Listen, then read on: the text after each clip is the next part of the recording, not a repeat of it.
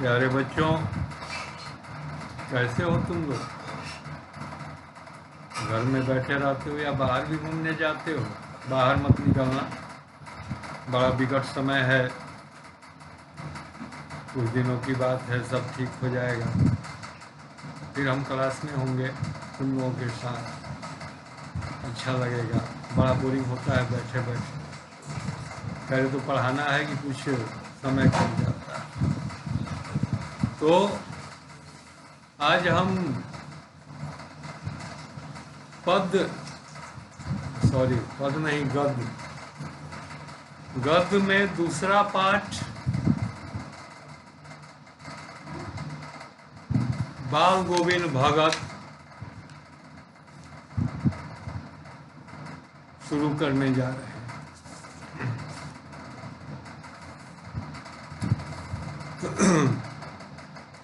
बाल गोविंद भगत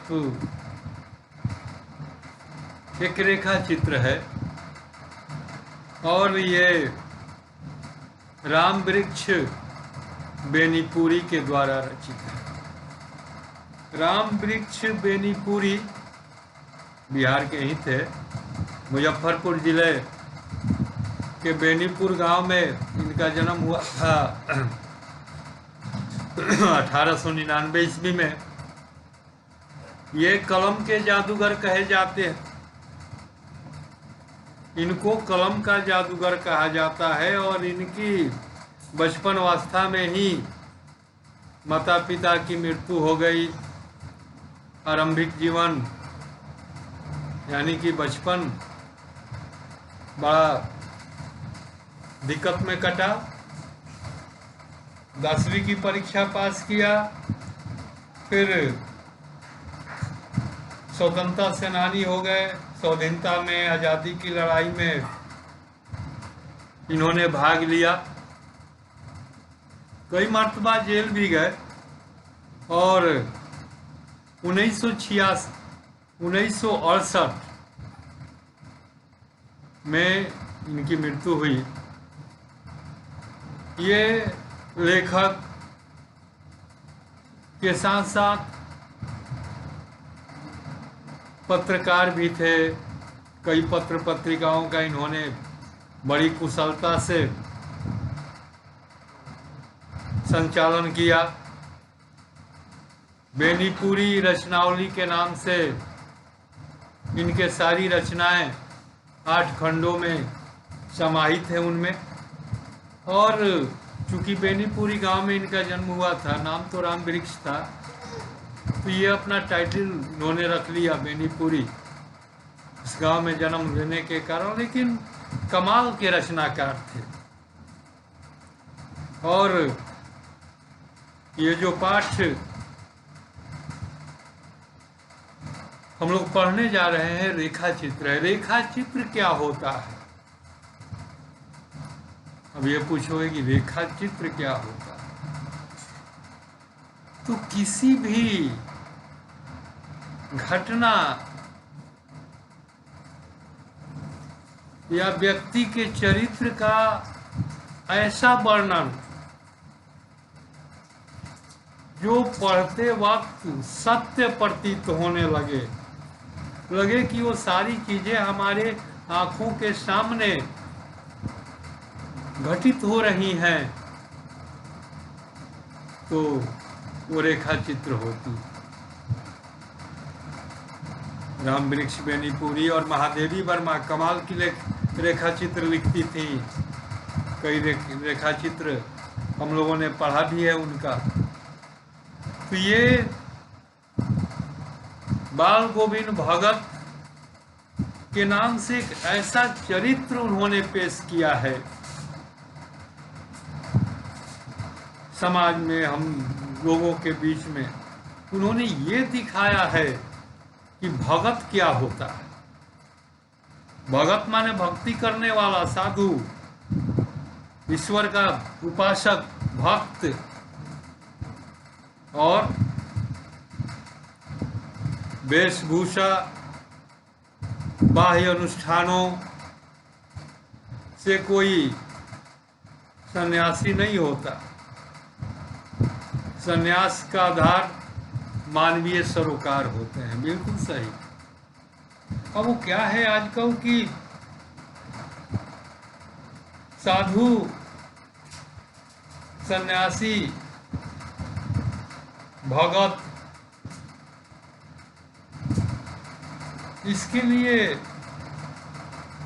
इन शब्दों के अर्थ को चरितार्थ करने के लिए एक वेशभूषा बन गया।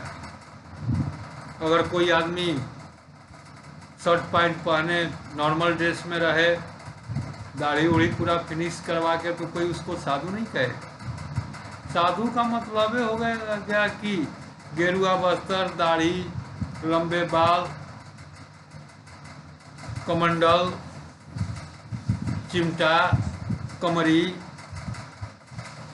अब साधु है कि चोर है, अब इससे लोगों को मत उसका पहनावा देख करके ही लोग महाराज जी, साधु जी का संबोधन दे देते हैं।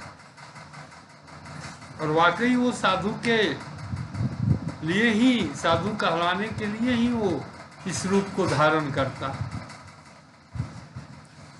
तो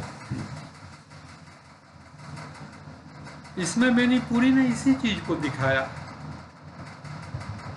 कि जटाजूट रख लेने से या साधु का भेष बना लेने से, उसकी वेशभूषा धारण कर लेने से कोई साधु नहीं होता। साधु का उद्देश्य मानवीय सरोकार होते हैं, मानवता से होते हैं। जो मानवता का पुजारी है,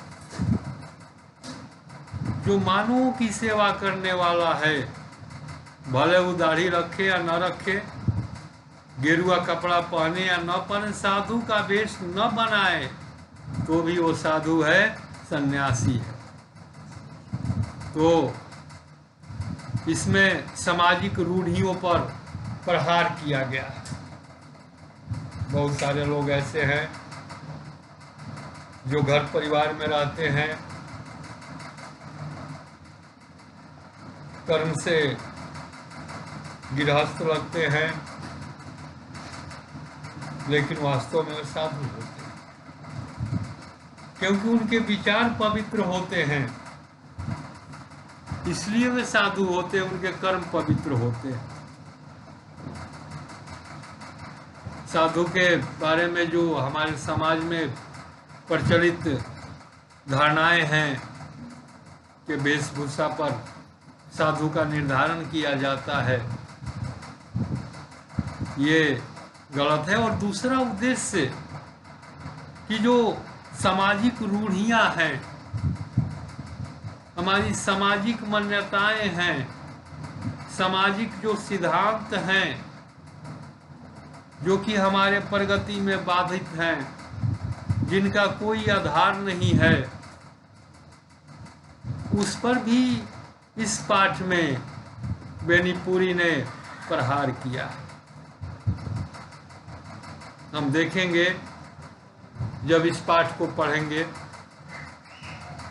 कि कैसे वे सामाजिक रूढ़ियों को, जो मान्यताएं हमारे पूर्वजों से, पुरखों से आज तक चली आती है, और जो अनर्गल, अनैतिक होते हुए भी जिनका हम निर्वाहन कर रहे हैं,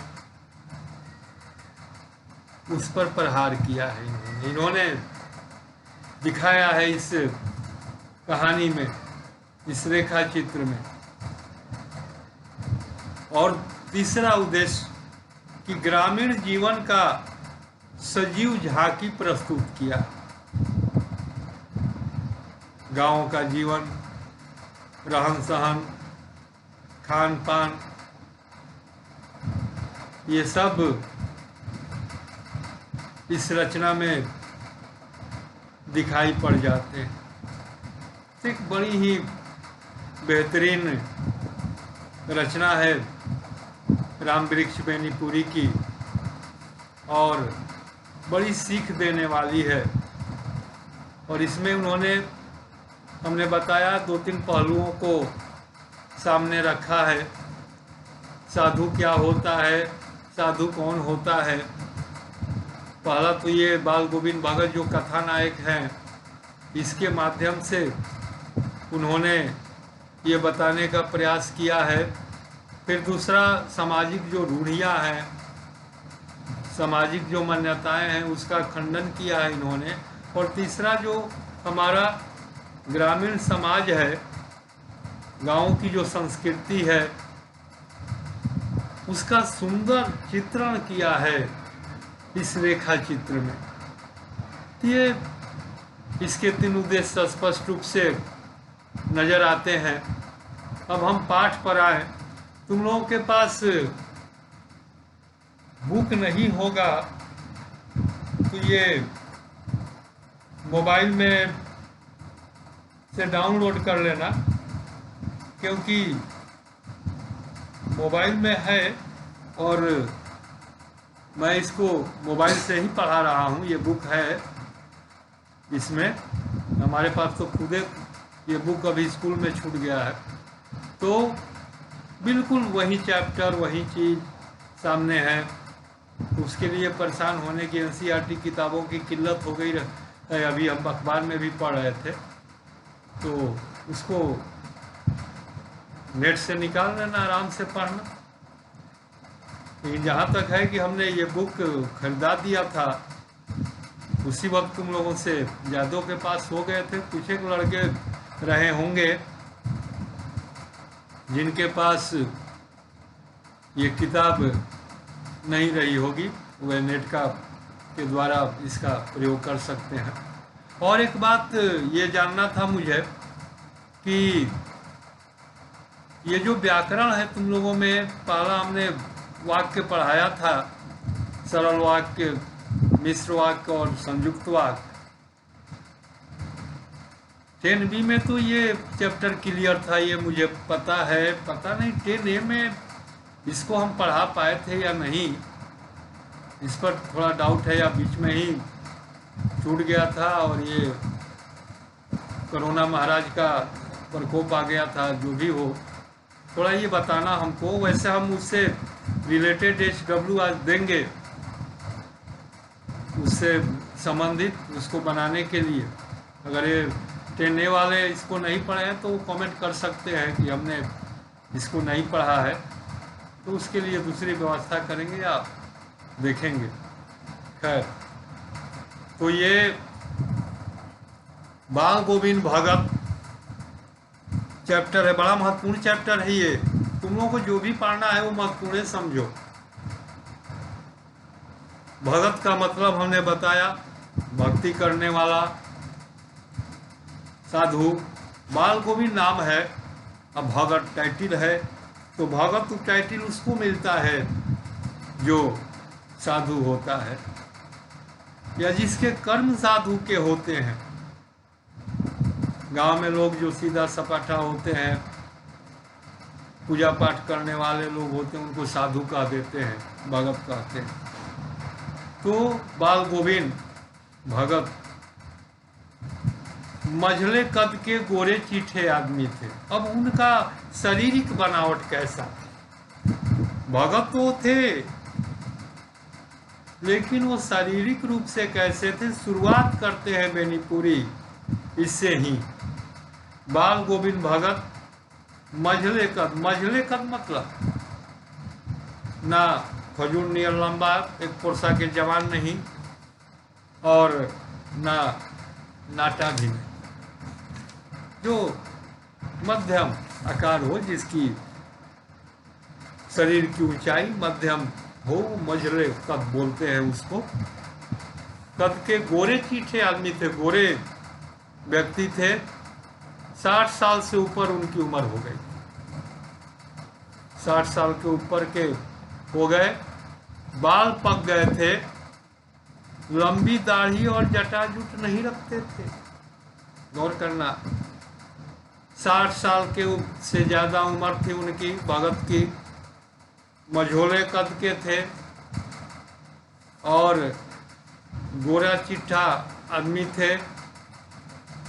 दाढ़ी नहीं रखते थे, लंबी दाढ़ी जो साधुओं की, और जटा, लंबे बाल जो साधुओं की पहचान होती है आज के समय में, वर्तमान समय में।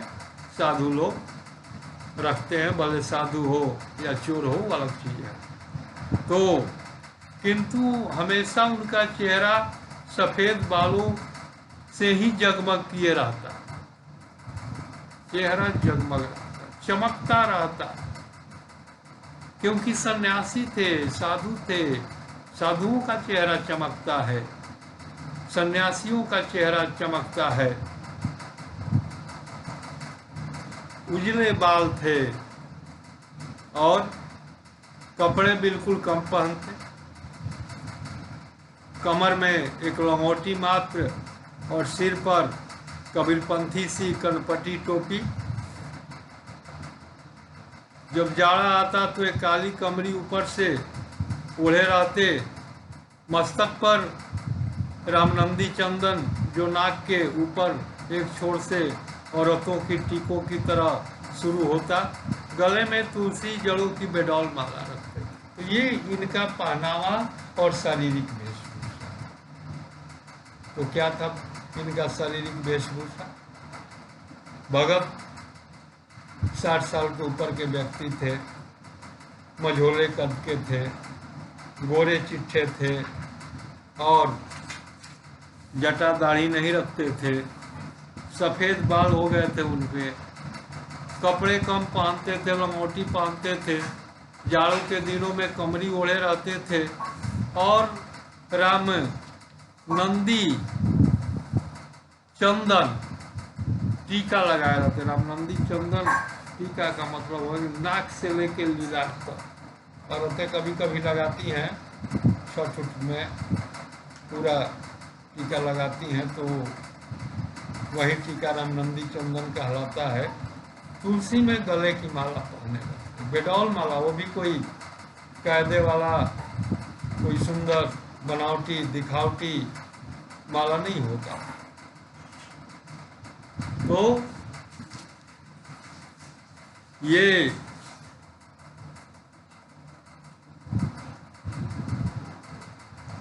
उनका वेशभूषा था। गौर करना इस पर। जटा जुट नहीं रखते थे, फिर भी उनका चेहरा जगमग रहता, क्योंकि वास्तव में वो सन्यासी थे, साधु थे। ऊपर की तस्वीर से यह नहीं माना जाए कि बाल गोविंद भगत साधु के। लेखक लिख रहा है कि गले में माला है, चंदन के टीका है, कमरी ओढ़े हैं, तो ये मत मान लो कि वो साधु हैं। बिल्कुल गृहस्थ, बिल्कुल सुचा गृहस्थ। अब एक गृहस्थ क्या होता है, साधु क्या होता है? साधु का मतलब जो घर परिवार से अलग रहे, दाढ़ी बार बना के, लड़का कपड़ा पहन के अपन मठ मठिया में पड़ल रहे, जग मंडली में आता जाता रहे, अपना भोजन उड़ाता रहे। वो साधु का आम भाषा में बोलचाल में। तो साधु अपने परिवार में नहीं रहता, सन्यासी अपने परिवार में नहीं रहता, उसके बीवी नहीं होती, उसके बच्चे नहीं होते, और होते भी है तो उनको छोड़ के वो घर परिवार चला गया होता। लेकिन लेखक इसलिए कर रहा है कि उनके वेशभूषा को जान करके, उनके वेशभूषा को पढ़ करके आप ये मत समझ लेना कि वे साधु थे। भले गले में तुलसी माला पहना हो या चंदन का टीका लगाया हो तो वो साधु नहीं थे, गृहस्थ थे, क्योंकि वो परिवार में रहते थे। गृहस्थ माने गृहस्थी में रहने वाला, खेती करने वाला, बच्चों वाला, परिवार में रहने वाला। वो कहीं मठिया में, कहीं मंदिर में नहीं रहता, अपने परिवार बीवी बच्चों के साथ खेती बाड़ी या जो भी उसके कार्य है, संसारिक कार्य है, उसको करते रहता है, वो गृहस्थ कहलाता है। तो भगत गृहस्थ थे, उनकी गृहिणी का तो मुझे याद नहीं, उनके बेटे और पतोहू को मैंने देखा। लेखक लिख रहा है कि गृहिणी माने उनकी पत्नी मलकिनी का याद नहीं, लेकिन उनके बेटा और पतोहू को मैंने देखा। थोड़ी खेती बाड़ी थी, एक अच्छा साफ सुथरा मकान था। तो गृहस्थ इसलिए थे भगत क्योंकि उनका अपना परिवार था, भले उनकी पत्नी नहीं रही हो, स्वर्ग सिधार गई हो, लेकिन बेटा पतोहू थे, एक साफ सुथरा घर था और थोड़ी खेती बाड़ी थी। किंतु खेती बाड़ी करते, परिवार भी रखते। बाल गोविंद भगत साधु थे, साधु की सब परिभाषाओं पर खड़े उतरने वाले। लेखक कह रहा है कि खेती बाड़ी करते साधु उधर ही चलाता है, हल चलाता है ना। आज के समय में साधु थोड़े खेती बाड़ी करेगा, वो तो राम नाम करता है, जपता है अपना धार्मिक जगहों पर, मंदिरों में, तो मठों में। लेकिन वो खेती बाड़ी भी करते थे, परिवार भी साथ था, उनका बेटा पतोहू थे, लेकिन वे साधु थे। साधु के जितने भी परिभाषा होते हैं, साधु के पहचान करने के जो भी तरीके होते हैं, जो भी नियम होते हैं, उन सारी नियमों पर वो खड़े उतरने वाले। ठीक, तो कल देखेंगे कि वह साधु कैसे थे और गृहस्थ होके भी। अब हम थोड़ा SW में लिख लो,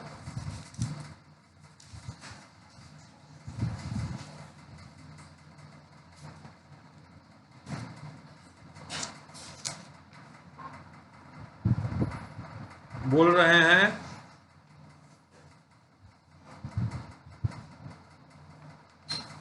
बच्चा दौड़कर मेरे पास आया,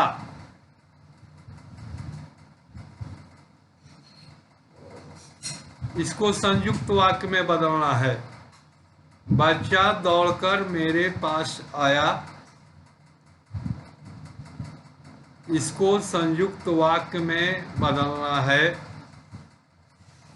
राम आया और चला गया, सरल वाक्य में। कमाने वाला खाएगा, मिश्र वाक्य में। इसको बदलना है, 3 ही बना के दिखाओ। बच्चा दौड़कर आया, मेरे पास गया, फिर से मिला लो। बच्चा दौड़कर आया, बच्चा दौड़कर मेरे पास आया, संयुक्त वाक्य में। राम आया और चला गया, सरल वाक्य में। कमाने वाला खाएगा, मिश्र वाक्य में। ये 3 बनाना है, या PDF में भेज दें इसको। आज देखते हैं इसको, कितना वीडियो देखता है ये भी मालूम हो जाएगा। ठीक।